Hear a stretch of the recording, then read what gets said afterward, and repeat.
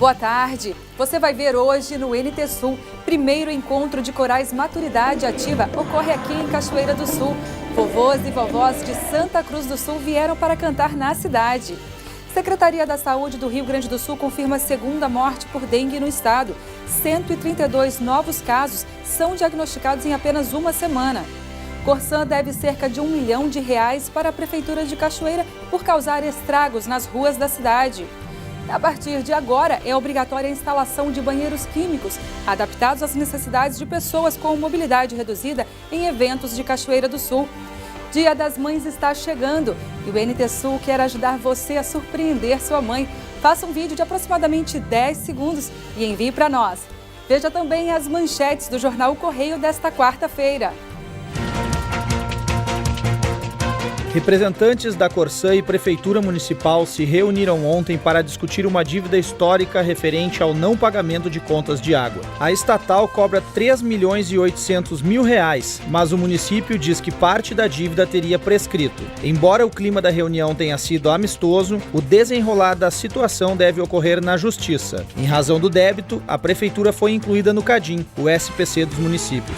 Anunciado pela ministra da Agricultura, Cátia Abreu, o pré-custeio da próxima safra ainda não chegou ao Banco do Brasil e à Caixa Econômica Federal. Os agricultores estão à espera de aproximadamente R$9 bilhões para poder pagar as dívidas bancárias e fornecedores e ainda segurar arroz em casca para poderem se capitalizar. Sem o pré-custeio, os produtores estão tendo de escoar mais arroz para poder fazer caixa. Esse dinheiro, segundo a classe arrozeira, não está sendo suficiente para pagar as contas. O HCB faz um chamamento à população cachoeirense para que se junte à mobilização marcada para hoje. O ato será realizado em função de repasses atrasados por parte do governo do estado, o que está colocando em risco a saúde financeira da instituição. A direção da ACA Futsal acertou nesta terça-feira à tarde um patrocínio regionalizado com a Skin. A marca é representada em Cachoeira do Sul pela Brasil Quirim, através da Gastrol Distribuidora. Olá, tudo bem? O primeiro encontro de corais Maturidade Ativa aconteceu ontem aqui em Cachoeira do Sul. Vovôs e vovós de Santa Cruz do Sul vieram especialmente para cantar com o coral daqui. Veja os detalhes sobre o dia na reportagem. Aprendizes da voz. Assim gostam de serem chamados os alunos do grupo de Santa Cruz do Sul. Criado em 2009 com um objetivo de troca de experiências, o grupo nasceu quando Dona Gessi começou a cantar. A melhor coisa que me aconteceu na vida foi cantar, ver os amigos, ver a turma e cantar é tudo para mim. A educadora musical conta que a interação entre os participantes contagia quem assiste às apresentações. E a gente quer fomentar essa prática de canto coral em todos os grupos de maturidade ativa no estado. E esse dia está sendo um dia muito rico em trocas, em socialização, em momento que a gente está falando também de qualidade de vida, da saúde do idoso, como que a gente enxerga tudo isso e a importância da música na vida, do idoso, a importância e os benefícios que a música traz para a vida do ser humano. Nossa principal intenção é a integração, é o fortalecimento dos grupos numa ação de cultura, de vivência, de convivência em grupo também. Seu Vanderlei Ferroni resolveu surpreender a plateia. No grupo ele toca pandeiro, mas sua voz passou a ser conhecida depois da apresentação.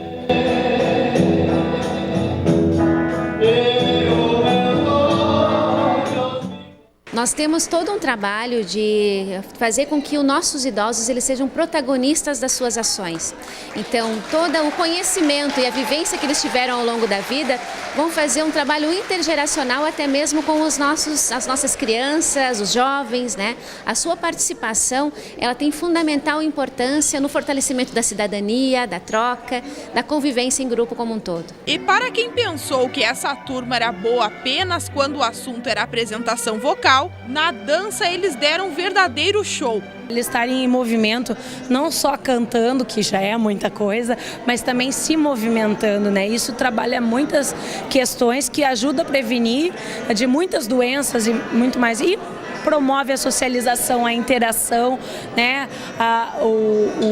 Ajuda muito na autoestima, né, das pessoas, e está sendo muito proveitoso isso na prática de canto coral, ainda mais com a questão do gestual, da expressão corporal, auxilia bastante, né, no desenvolvimento do idoso, para que as coisas não vão parando, mas sim continuando na vida. A educadora afirma ainda que todos são criativos na hora de interpretar cada canção.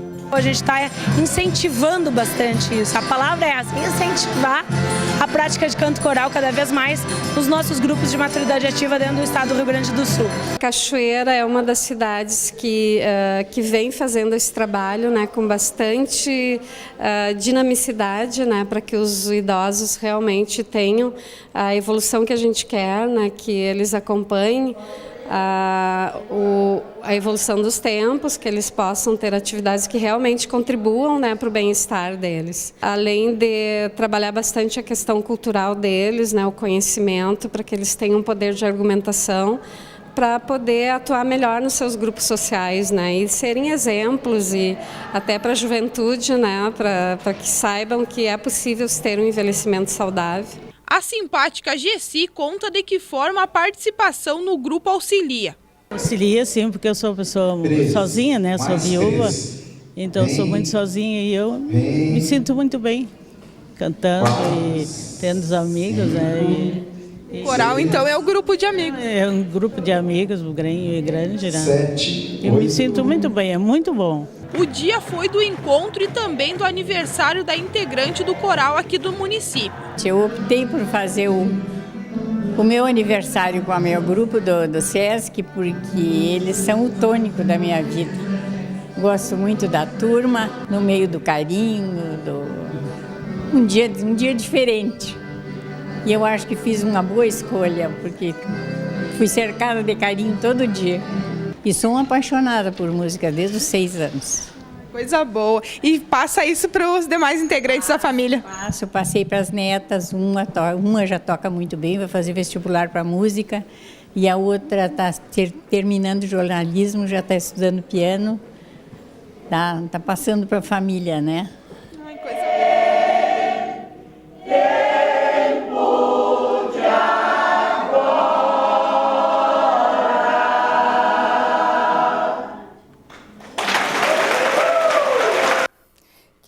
Não? Poxa, serve de motivação, a música serve de motivação para eles, né?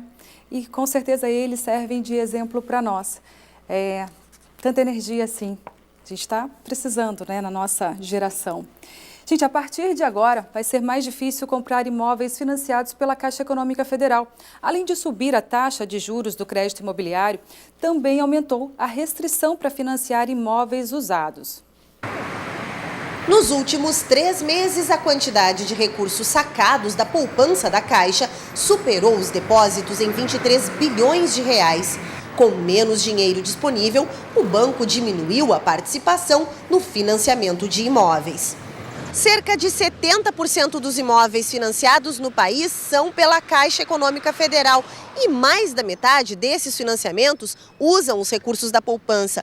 Por isso, o anúncio das novas regras teve impacto no mercado imobiliário. O limite para financiamentos no Sistema Financeiro de Habitação, o SFH, caiu de 80% para 40%. Já no Sistema Financeiro Imobiliário, pela tabela de amortização constante, a SAC, passou de 70% para 40%.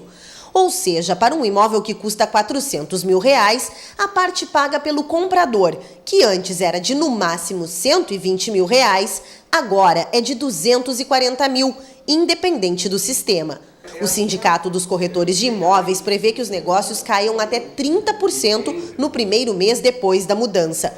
Mas o presidente da entidade lembra que outros bancos não alteraram as regras do financiamento e diz que o momento é de negociar. O proprietário do imóvel que quer vender, ele precisa recuar e flexibilizar, talvez, formas de pagamento ou aceitar outro imóvel, automóvel, outros ativos, talvez é importante. Aquele que compra, bem aconselhado com o corretor de imóveis, ele vai tentar baixar um pouco esse valor ou flexibilizar uma forma de pagamento que negociem as taxas e procurem, façam uma média de valor nessa taxa, que os agentes financeiros estão negociando bastante. No Rio Grande do Sul, imóveis de até R$650 mil, financiados pela tabela Price, já tiveram a cota máxima de financiamento reduzida de 70% para 50% no mês passado. As novas regras não atingem imóveis novos, financiados com recursos do FGTS e os do programa Minha Casa Minha Vida. Veja depois do intervalo. Secretaria da Saúde do Rio Grande do Sul confirma a segunda morte por dengue no estado. 132 novos casos são diagnosticados em apenas uma semana. E divulgados números do turismo de Porto Alegre. Capital cresceu 7% o ano passado por influência da Copa do Mundo. E ainda, a partir de agora, é obrigatória a instalação de banheiros químicos adaptados às necessidades de pessoas com mobilidade reduzida em eventos de Cachoeira do Sul. Nós voltamos já.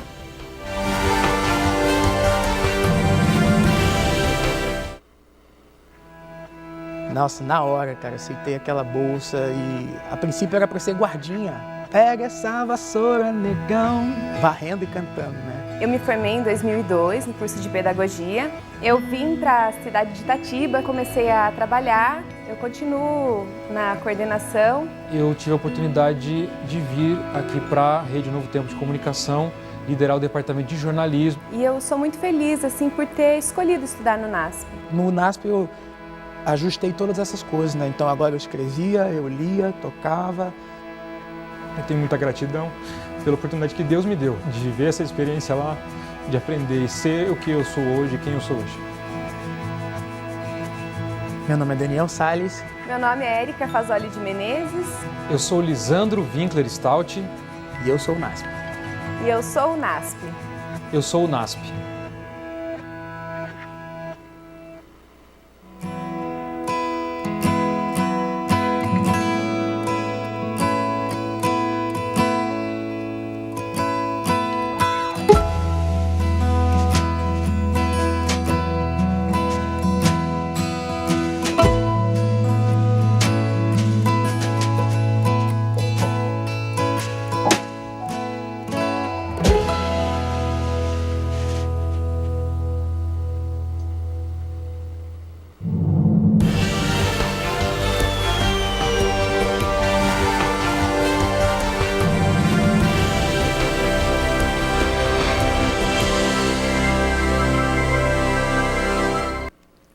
A Secretaria Estadual da Saúde confirmou nesta terça-feira a segunda morte por dengue da história do Rio Grande do Sul.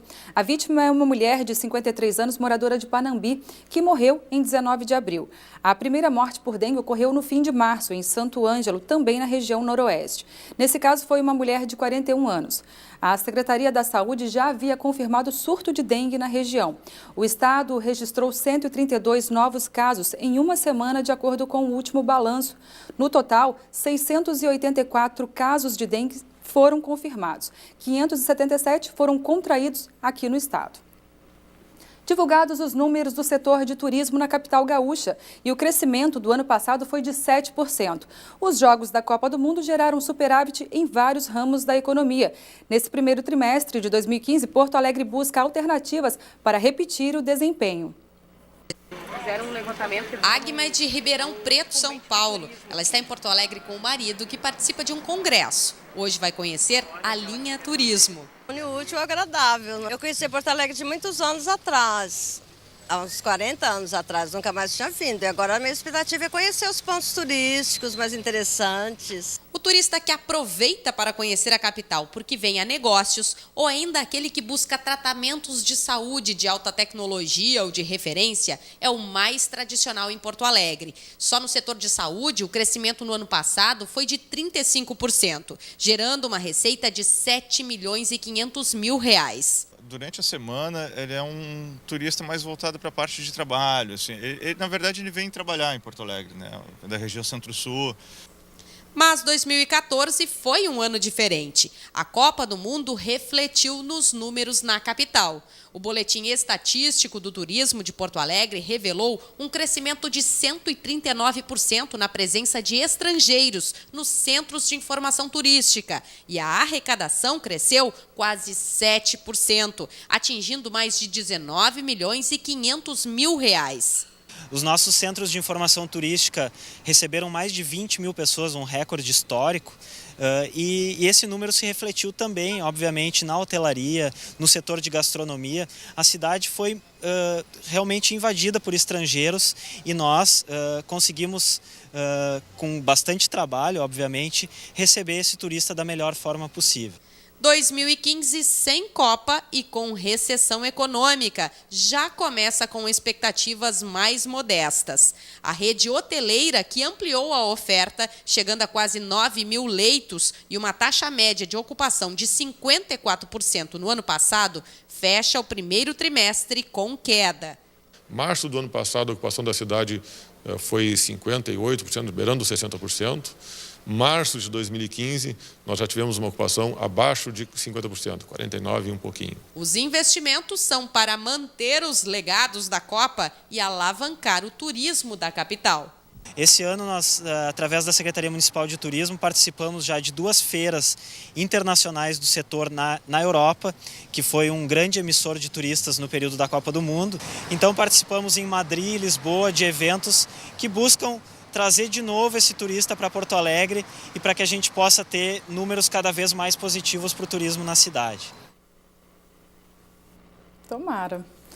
Tudo que é discutido na Câmara de Vereadores de uma cidade afeta direta ou indiretamente a vida dos cidadãos. Por isso é sempre bom ficar de olhos e ouvidos bem atentos ao que os nossos representantes estão levando à tribuna. Confira agora os assuntos abordados pelos vereadores na última sessão da Câmara de Cachoeira do Sul. A sessão de segunda-feira foi marcada por discussões acaloradas e por 2 alertas na tribuna popular. Um por parte do diretório acadêmico da UERGS, Unidade Cachoeira.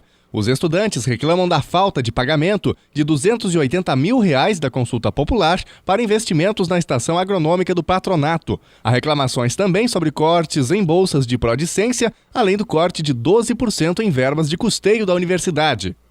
Então pedimos a vocês, nobres vereadores, que venham a nos interceder perante o governo do Estado, que levem essa nossa preocupação ao governo do Estado, mas que também levem um aviso de que em Cachoeira do Sul existe uma unidade universitária da UERGS que está mobilizada, que está organizada para fazer o que for necessário para manter esse dinheiro, que é dinheiro nosso, é direito nosso.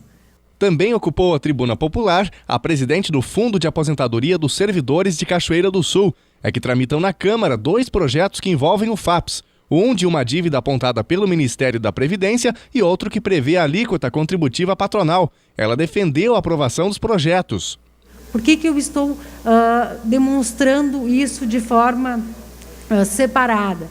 Para que fique claro que o valor hoje da contribuição, tanto do servidor quanto a patronal, nós temos uma pequena diferença a ser recolhida. E que, se o projeto de lei que visa o aumento da alíquota contributiva for aprovado, muito provavelmente cobriremos o valor, muito provavelmente não, cobriremos o valor dessa diferença e iremos capitalizar o restante. Mas a oposição se manifestou sobre o assunto. O vereador Luiz Paixão até abriu o voto sobre os projetos. Eu vou abrir o voto hoje, da forma como está, voto contra. Tá? Voto contra. Não vou colaborar para isso que estão fazendo com o FAPS. Pedi que fosse encaminhado ao prefeito a criação de uma taxa de administração pro fundo, pro conselho do FAPS. Por quê? O fundo precisa ter um dinheiro próprio para dar o contraponto. Em determinado momento ele não entende a mesma coisa que o prefeito. Em determinado momento o prefeito acha que melhor é uma alíquota maior ou menor, e o fundo entende de outro jeito. Aí ele pode contratar um atuário, vereador Tarasconi, e o atuário apresentar um cálculo que seja de acordo com a necessidade do fundo. O prefeito até agora não criou a taxa de administração. Houve discussão também sobre a transparência na Câmara de Vereadores. Marcelo Figueiró apresentou proposta de revisão à Lei de 2008, de autoria do então vereador Leandro Balardim, sobre publicidade das ações do Legislativo. A principal divergência na casa, ultimamente, é sobre o diário eletrônico. Então, acho que a questão do papel, no mínimo, deveria ser mantido. Muito bem. Mas, se nós revogar essa lei, nós ficamos desobrigados a publicar no site da Câmara. O que eu estou colocando aqui, vereador Richard, até porque o senhor é o proponente da lei? Que não vai ser o diário eletrônico no futuro, caso isso venha a acontecer, mas fica resguardado que as leis que forem aprovadas nessa casa, elas vão estar no nosso sítio eletrônico. Elas vão estar ali. Vai ter que ter um campo para elas, talvez não seja considerado diário oficial, mas elas vão estar ali, porque nós acreditamos no meio eletrônico também. Eu só tenho dúvidas se ele tem que ser o último. E tem uma última discussão, presidente, que talvez seja mais pesada para nós, mas que nós temos que fazer, nós não podemos nos furtar mais disso, que é a questão dos salários dos nossos servidores. Já o vereador Marcelinho da Empresa, além de cobrar a atualização dos salários de monitores da educação municipal, que fazem trabalho semelhante ao de professores, criticou a falta de atenção dos colegas às discussões da tribuna. Não existe coisa mais ruim do que vir atrás de uma tribuna aqui nessa casa, querer apresentar seus trabalhos, vereadores, e simplesmente só ver conversas aqui e ali, e todo mundo parece um avião. Passou, surgiu. Pô, vamos parar, vereador Julinho. A educação começa dentro de casa. Na semana passada, o vereador Vinícius Cornelli, do PT, criticou os cortes do governo estadual e o vereador Edson Richa, do PP, rebateu nesta segunda. O ajuste que o governo do estado está fazendo nas contas públicas, na segurança, na saúde, na educação, só tem uma explicação. Colegas vereadores, senhoras e senhores, o déficit de 5 bilhões deixado pelo governo anterior. E se a coisa continuar do jeito que está, no final do governo atual, vai estar em 15 bilhões esse déficit. Alguém tem que dar um basta. Alguém tem que fazer alguma coisa. É a mesma coisa, servidora Viviane, que está acontecendo no nosso FAPS hoje. Se não se fizer os ajustes que tem que ser feito no FAPS, amanhã ou depois, os funcionários da prefeitura, que hoje são aposentados, vão cair tudo no cofre da prefeitura, porque o FAPS não vai ter recurso mais para pagar. E nessa sessão também foram aprovados 3 projetos. A partir de agora é obrigatória a instalação de banheiros químicos adaptados às necessidades de pessoas com mobilidade reduzida, em módulos individuais nos eventos da cidade. E foi modificado também a denominação Setor de Coordenação de Serviços Ambientais para Departamento Ambiental. E ainda outra lei definiu, dentro do índice de 7%, aos vencimentos, proventos, pensões, salários, funções gratificadas e cargos em comissão, que o percentual de reajuste é 5,72% e que 1,28% é o valor de aumento real.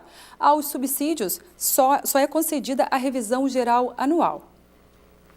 E agora é hora de nosso comentário de educação. De quem é a responsabilidade pela educação das crianças e adolescentes? Da escola, da televisão ou do videogame? No caso do videogame, por exemplo, o educador de seu filho pode ser um jogo com competições malucas. Fique atento. Denise Belladonna, boa tarde.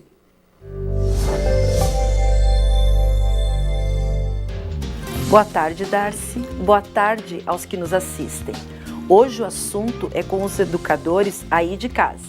Aqueles que têm sob sua responsabilidade bebês, crianças, juvenis ou adolescentes para tornar cidadãos.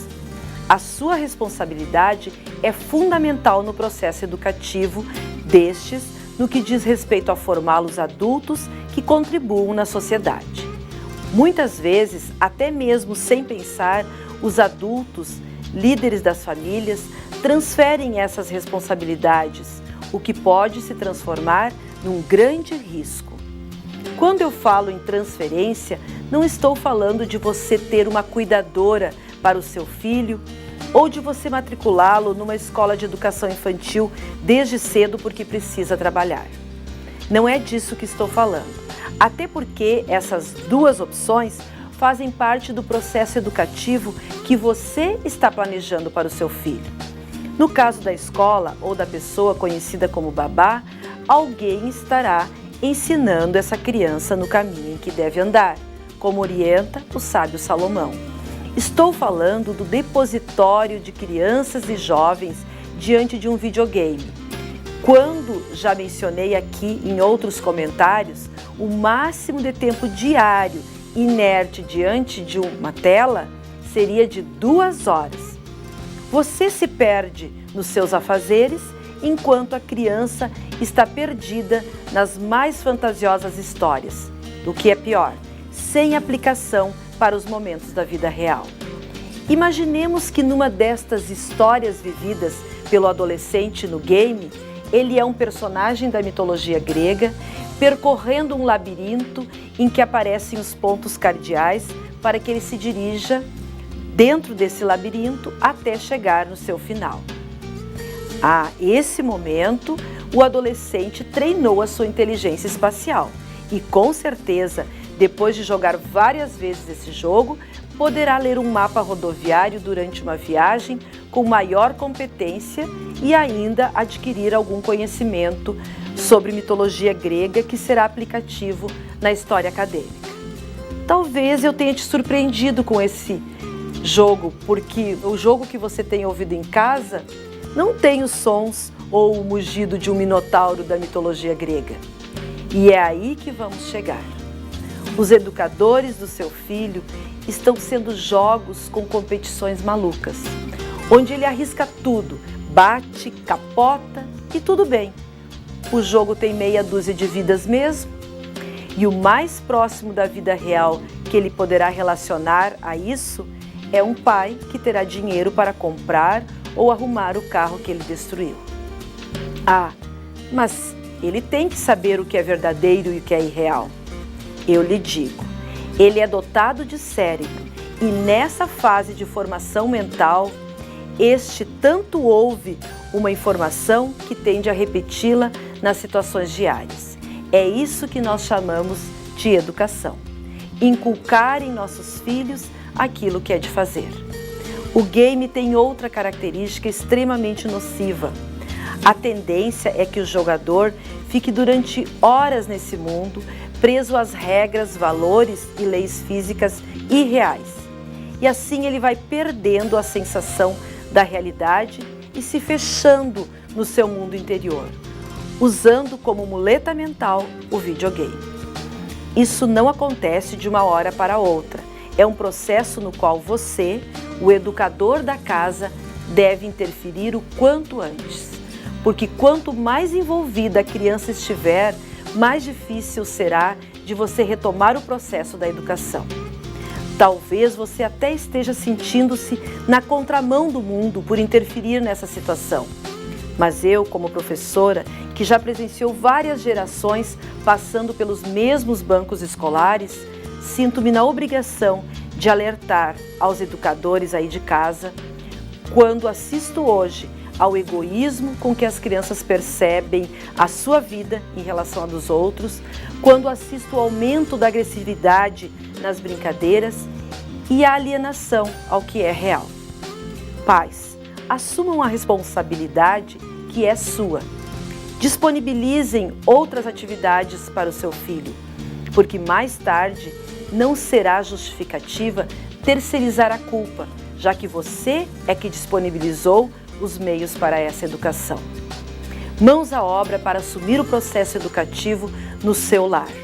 E até o nosso próximo encontro.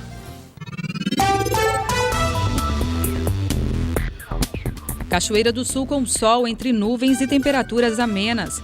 O frio diminui de intensidade. A mínima registrada ao amanhecer foi de 8 graus e a máxima deve chegar aos 21. Quinta-feira com previsão de nevoeiro na parte da manhã e de sol entre nuvens no decorrer do dia. Mínima de 7 e máxima de 19 graus. Para sexta-feira, a indicação também é de tempo seco e de temperaturas em pequena elevação, mínima de 10 e máxima de 22 graus. E vamos conferir como fica o clima em todo o estado gaúcho nesta quarta-feira. A presença de uma massa de ar seco e frio garante mais um dia de tempo bom e temperaturas amenas. O sol predomina entre nuvens em todas as regiões.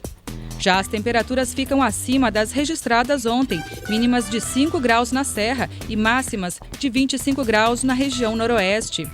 E agora vamos conferir as temperaturas máximas previstas para hoje. Em Uruguaiana, na fronteira oeste, máxima de 23 graus. Para a capital, Porto Alegre, 20. Em Passo Fundo, no norte do estado, 21. E em Santa Maria, na região central, também 21 graus. Para o litoral norte, Torres e Tramandaí, 19 graus. Em Pelotas e Rio Grande, no sul do estado, máxima de 20 graus.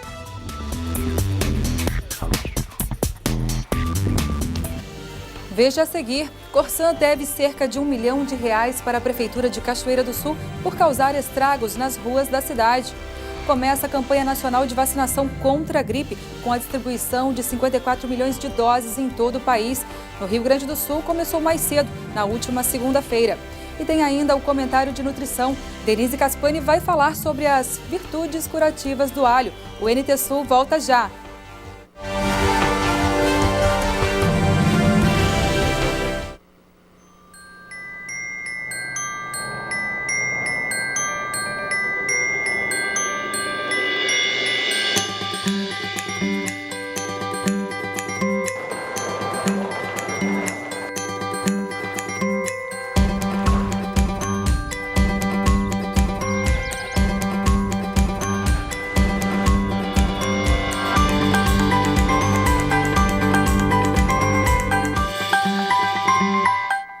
Olá pessoal, eu sou o João Paulo Ferreira e quero convidar você para um encontro muito especial. Convidar você que gosta de esportes radicais, que gosta de aventura em meio à natureza e, além de tudo isso, estar com a sua família em lugares especiais. Esse encontro especial é toda sexta-feira aqui no NT Sul, na TV Novo Tempo. Eu vou estar dando dicas de turismo, dicas de lugares para você estar com a sua família. O nosso encontro toda sexta-feira aqui no NT Sul, a partir do meio-dia. Aproveite e divirta-se.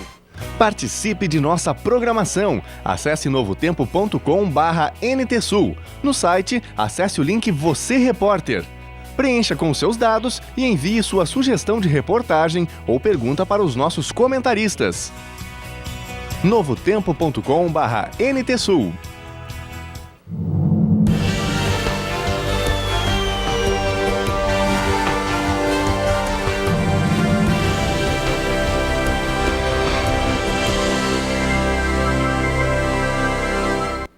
A Prefeitura de Cachoeira do Sul voltou ao cadastro de inadimplentes do governo do estado, o CADIM. Desta vez por uma dívida de contas de água de prédios públicos não pagas entre os anos de 1999 a 2005. O valor é de aproximadamente R$3 milhões. O procurador jurídico da Prefeitura, Leonel Slomp, afirma que a intenção é pedir a prescrição da dívida ao Estado. E caso ela seja negada, vai recorrer à Justiça. Outra dívida de contas dos anos de 2006 a 2008 deverão ser negociadas, conforme informou o procurador. A direção da Corsã se comprometeu em calcular o valor exato dos valores referentes aos anos de 1999 a 2005 e enviar uma proposta de renegociação para a Prefeitura. Começou ontem a campanha nacional de vacinação contra a gripe, com a distribuição de 54 milhões de doses em todo o país. A meta é alcançar 80% de cobertura nos grupos prioritários. Após tomar a vacina, o organismo leva cerca de 3 semanas para criar anticorpos contra a gripe. Por isso, aqui no Rio Grande do Sul, a campanha começou mais cedo, na última segunda-feira. As doses da vacina protegem contra 3 tipos de vírus: H1N1, H3N2 e B. A gripe, ela causa complicações, pneumonia, internações hospitalares e óbito nessa população, principalmente crianças de 6 meses a menor de 5 anos e idosos. Então, até o dia 22 de maio, nós queremos vacinar no mínimo 80% da população de Porto Alegre, que está em aproximadamente 590 mil pessoas.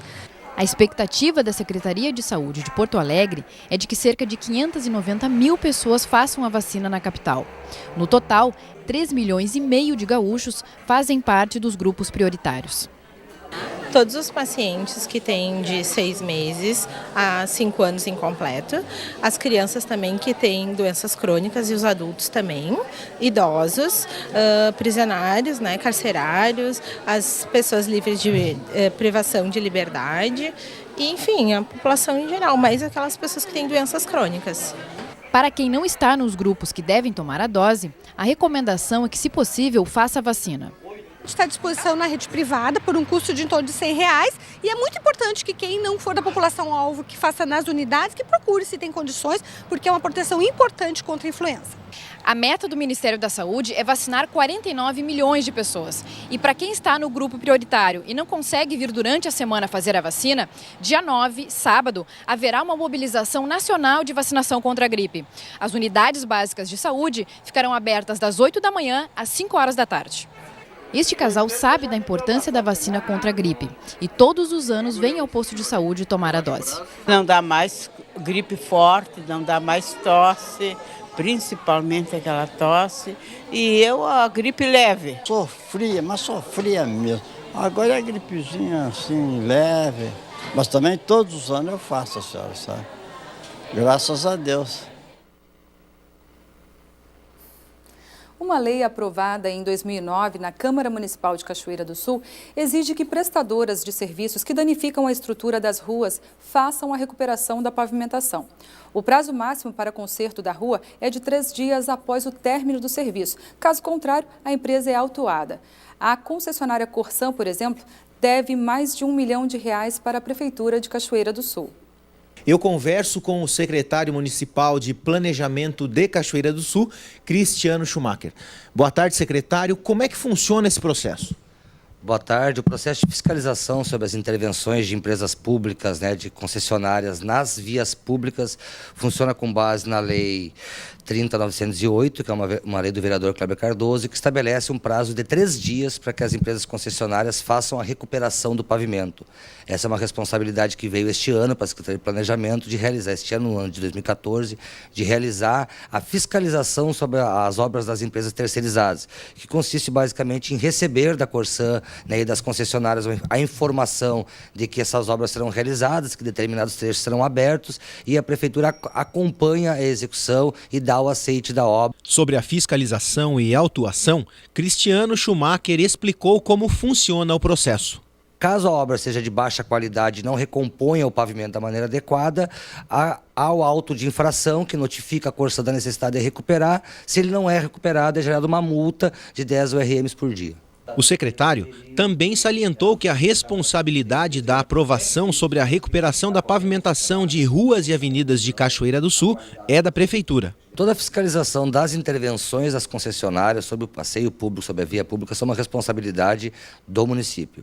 A responsabilidade da recuperação dessas intervenções são das empresas que realizaram o serviço, seja ela Corsan, AS Sul ou concessionárias de outros serviços, de empresas de fibra ótica, todas elas são de telefonia, são responsáveis pela recuperação dos espaços públicos onde elas realizam as suas intervenções. No caso, o assunto mais tratado sempre é a Corsan, dado o volume de investimentos de obras de saneamento básico que acontece na cidade por conta do PAC e também pelo aumento na construção civil, que é muito frequente o pedido de aberturas de vala para a ligação de novas residências na rede geral de água e esgoto. Então isso gera bastante volume de intervenções dessa natureza que acabam rompendo o pavimento já colocado, e o padrão mínimo necessário é recuperar a condição anterior o pavimento, seja ele asfáltico ou de pedra, com paralelepípedo ou com PVS. A empresa responsável pelo fechamento da vala tem a obrigação de deixar na mesma qualidade que encontrou antes da abertura da vala. A autuação acontece de forma sistemática após o não cumprimento do prazo de 3 dias para a recuperação das vias. A Prefeitura notifica a Corsan a partir de um auto de infração, dá um prazo para que seja recuperado aquele pavimento. Caso isso não ocorra, é lançado um auto de infração, é feita a multa, posteriormente encaminhada ao setor de tributação da Prefeitura para escrever em dívida ativa a Corsan com este débito pela não recuperação do pavimento. A fiscal de obras e postura da Prefeitura explica a forma de fiscalização seguida por sua equipe. O nosso trabalho ele funciona basicamente assim, a Corsan nos passa um relatório semanalmente, né, das ruas que foram abertas, de todos os serviços que foram feitos, para ver se a prefeitura dá o ok, liberando eles para eles pagarem o serviço para terceirizado, né? Fora isso, a gente também trabalha com denúncias da comunidade de denúncia, que faz uma denúncia que foi aberta uma vala, alguma coisa, a gente vai lá para ver se já está nessa lista ou não, a gente vai ao local, né? Basicamente é isso, né? Se a gente está na rua fazendo nosso trabalho também, se a gente vê alguma coisa diferente do que foi nos relacionado, a gente vai na empresa, notifica a empresa preliminarmente, né? Dá o prazo da lei, que é os 3 dias. Depois disso, se não foi executado o serviço, a gente faz um auto da infração e, em seguida, o auto de multa. Hoje, quantos funcionários da prefeitura trabalham nessa fiscalização? Hoje nós temos 3 fiscais, uma equipe de 3. Fabiane ressalta ainda que a fiscalização acontece há aproximadamente 5 anos. Desde 2010 a gente faz essa intervenção, né? Do último ano para cá, de 2014 para cá, ela foi maior, em função da abertura toda da rede nova que está sendo feita na cidade, né? Então o trabalho foi bem maior. Existiram outras empresas que foram autuadas a não ser a Corsan? Existiu no ano de 2013 uma empresa de telefonia que prestou um serviço na cidade, mas a princípio foram essas duas, essa empresa e a Corsan. Pessoa física também pode ser autuada? Pode sim. Só prestar um serviço que foi mal feito ali, o município pode autuar ela também. Vamos falar de saúde, de nutrição? O alho é considerado um alimento, um superalimento, porque tem virtudes curativas e proporciona importantes benefícios para a saúde. É um alimento saudável, rico em nutrientes e que deve fazer parte de uma dieta alimentar equilibrada. É o que recomenda a nutricionista Denise Caspani.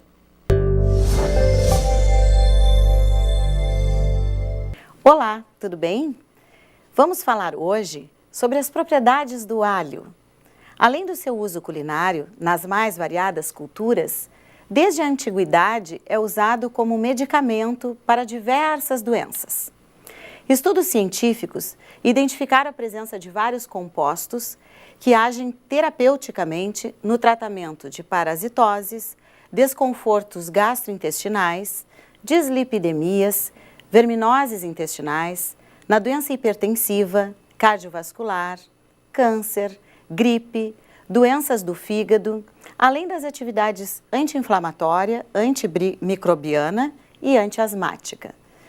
Essa erva bulbosa, cujo nome científico é Allium sativum, é pequena, perene e com odor forte e característico de alimentos ricos em compostos sulfurados, ou seja, possuem enxofre. O enxofre que confere esse cheiro que tantas pessoas não gostam. A maior concentração de fitoquímicos terapêuticos encontra-se nos bulbos, popularmente conhecidos como dentes de alho. Seu cultivo é adaptado às regiões mais frias, com período de dormência de 2 meses. Quanto mais fria é a temperatura, maior é a concentração de fitoquímicos, pois a sua concentração depende do quanto a planta responde às agressões ambientais. E o que são fitoquímicos? São compostos de natureza química produzidos por vegetais. A forma de utilização do alho é fundamental para que haja disponibilidade de fitoquímicos em concentrações suficientes para a sua ação terapêutica. Seu maior complicador é o sabor, característico intenso, que dificulta o seu consumo e é exalado inclusive pelo suor, em até 72 horas após o consumo. Esses compostos não são aproveitados com o alho na sua forma íntegra. Mas quando é amassado, partido, cortado ou mastigado, vários de seus componentes sulfurados são liberados no interior da célula vegetal. A interação entre os vários compostos desencadeia reações, gerando um conjunto de componentes. Isso justifica a necessidade de consumo imediatamente após o preparo, e sem que haja ação de calor ou qualquer outro tipo de tratamento térmico, que diminui muito as concentrações dos fitoquímicos sulfurados. O Ministério da Saúde sugere que a ingestão de 4 gramas de alho cru é suficiente para a prevenção de fatores de risco cardiovascular. Isso equivale ao peso médio aproximado de um dente de alho cru. Atenção, suplementos de alho não devem ser ingeridos por gestantes, nutrizes, crianças abaixo de 4 anos e nos períodos pré e pós-cirúrgicos. Uma boa tarde e até a próxima semana. Obrigada, Denise. Boa tarde para você também. Em instantes, aqui no NT Sul tem entrevista com Hilton de Franceschi. Ele é o novo presidente da Câmara de Dirigentes Lojistas de Cachoeira do Sul. E está chegando o Dia das Mães e você pode fazer uma homenagem para ela aqui no NT Sul. Saiba os detalhes logo depois do intervalo.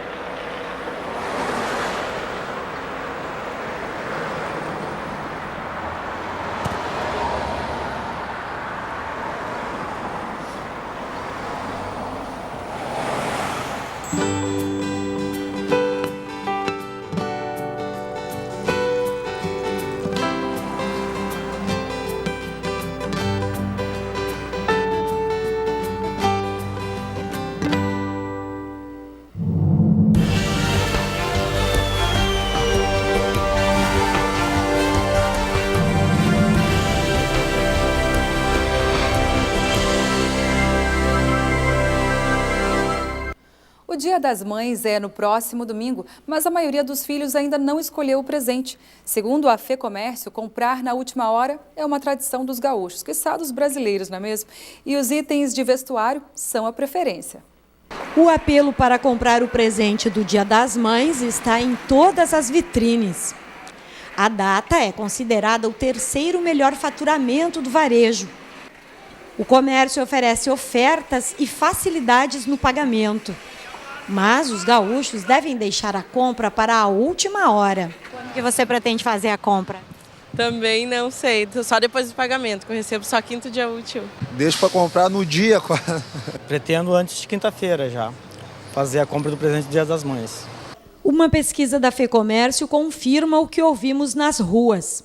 O vestuário lidera com larga vantagem a preferência nas compras para o Dia das Mães, com 41,3%. Em segundo lugar, perfumes e cosméticos, com 17,1%.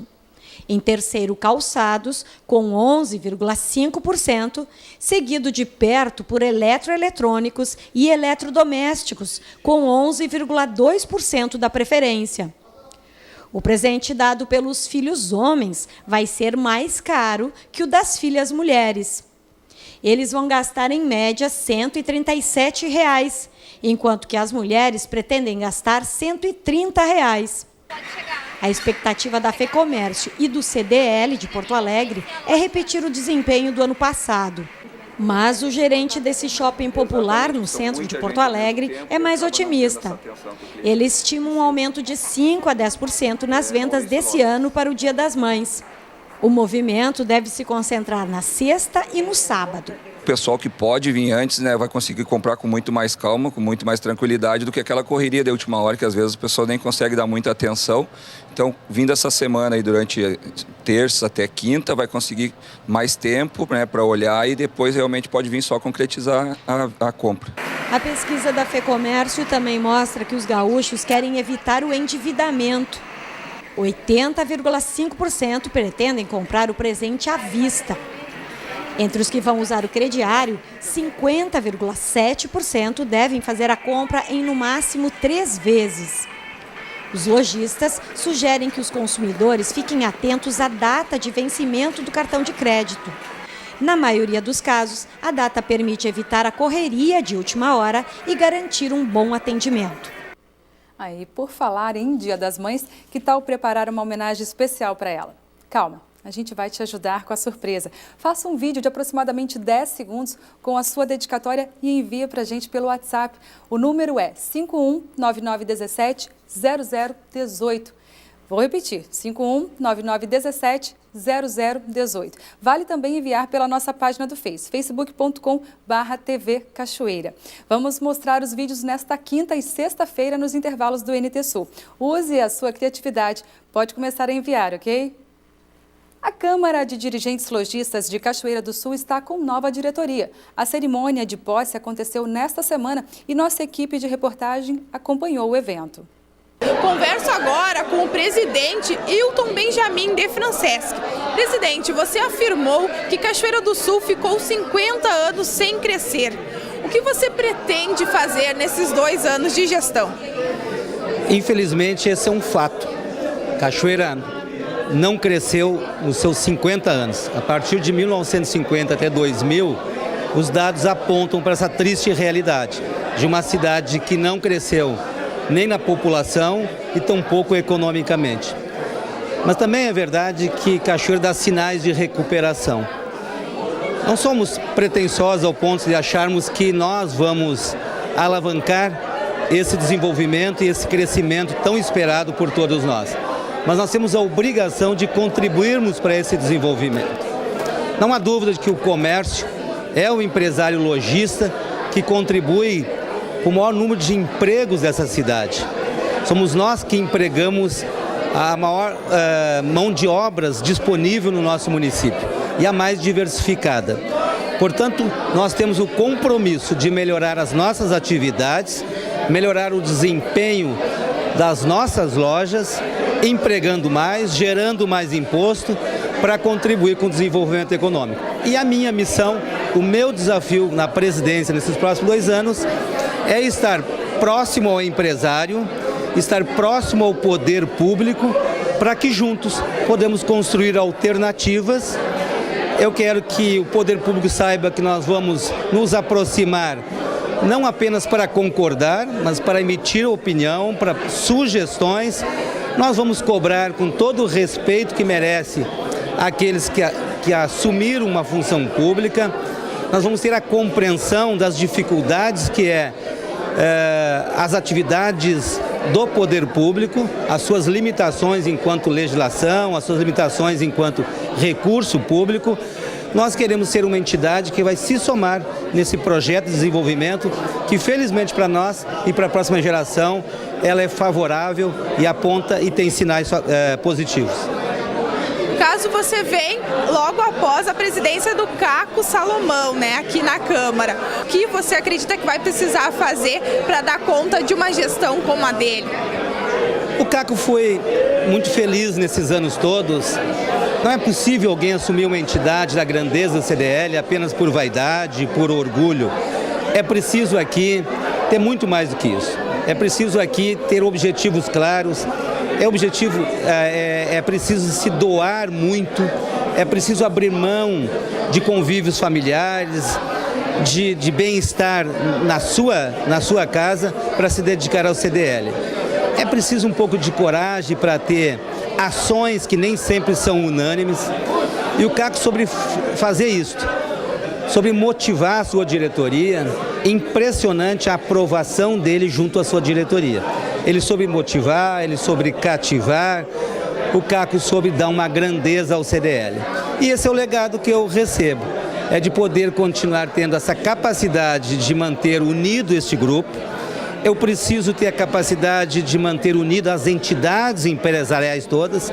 Não é possível mais, em demandas que são comuns à classe empresarial, que as entidades se dividam, se partilham, em que elas têm opiniões divergentes. Então o meu compromisso, a minha obrigação, o meu desafio é unir a classe empresarial, unir a minha diretoria em defesa dos legítimos interesses da classe empresarial. Eu preciso aqui reafirmar mais uma vez que defender os interesses da classe empresarial não se contrapõe aos interesses da classe trabalhadora, do comerciário, dos empregados. Eu concebo hoje a atividade empresarial ao mesmo nível de compartilhar interesses o empresário e o empregador. Nós temos que ser cada vez mais aliados, cada vez mais amigos, cada vez mais comprometidos com os mesmos objetivos. E esse é o meu compromisso e esse é o meu desafio aqui. É preciso entender, e o presidente da GV, Wilson Noia, ele foi muito claro numa questão em que nós não podemos ficar aqui negando. O país, o Estado vai passar por uma dificuldade muito grande. Mas nós temos que saber individualmente enfrentarmos essas dificuldades que virão por aí. Eu, no meu setor de ótica, eu tenho que encontrar os caminhos.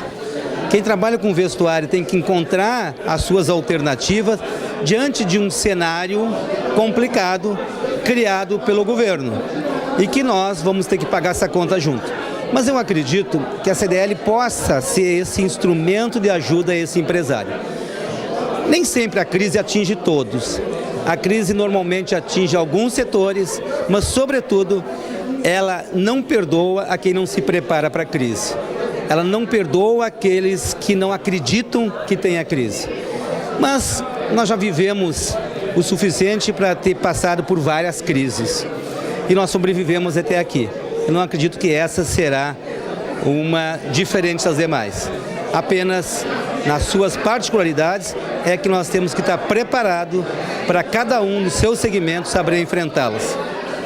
É porque você, né, Hilton, está com uma diretoria grande, formada, como nós acompanhamos aqui durante a posse. Como você acredita que os diretores devam lhe ajudar durante esse mandato de 2 anos? Pois é, o bom de uma diretoria numerosa como a nossa e qualificada como é a nossa, é que nós temos pessoas aqui de todos os segmentos. Eu tenho, e durante o tempo em que me preparei para assumir a presidência, que saí fazendo alguns convites para alguns empresários para participar da diretoria, incrivelmente que alguns empresários me responderam assim: nós estamos vivendo agora um momento de crise e eu preciso me voltar para a minha empresa. E eu acho exatamente o contrário. A solução dos problemas da minha empresa muitas vezes está aqui dentro da CDL. Está aqui no convívio com esses diretores, que cada um deles tem uma experiência para nos passar. É aqui que nós vamos encontrar alternativas para os problemas da minha empresa lá dentro. Não é eu me fechando dentro da minha empresa que eu vou encontrar alternativa. Se todos os problemas da tua empresa estão só dentro da tua empresa, ou tu é um empresário de uma visão que tu está ocupando o espaço apenas de um funcionário, e esse empresário gostaria que ele se desse conta que ele precisa ser o empreendedor. E é aqui, nessa diretoria heterogênea, de pessoas de diversos segmentos, que nós vamos encontrar as alternativas para oferecer para esse empresariado lá fora, angustiado, mas esperançoso. Muito obrigada pela sua entrevista, presidente. Desejamos mais uma vez, então, parabéns e uma ótima gestão. Muito obrigado, agradeço sempre a oportunidade que você nos dá de nos dirigirmos ao nosso associado e à comunidade de Cachoeira. Muito obrigado. Obrigada. Darcy, voltamos ao estúdio. Tá certo. Obrigada, Gabriela, pelas informações. Hilton, sucesso nessa nova empreitada. Estamos torcendo por você. O NT Sul desta quarta-feira fica por aqui, mas você pode continuar interagindo com a gente pelo Face ou pelo WhatsApp. Aí não se esqueça de enviar o vídeo de homenagem para sua mãe. Quinta e sexta-feira nós vamos mostrar seu vídeo aqui no NT Sul entre o meio-dia e 1h da tarde. Você já pode nos enviar. Nosso número é o 9917-0018. O código de área é 51. 9917-0018. O Face é facebook.com/TV Cachoeira. Uma boa tarde para você. Amanhã eu te espero ao meio-dia. Tchau!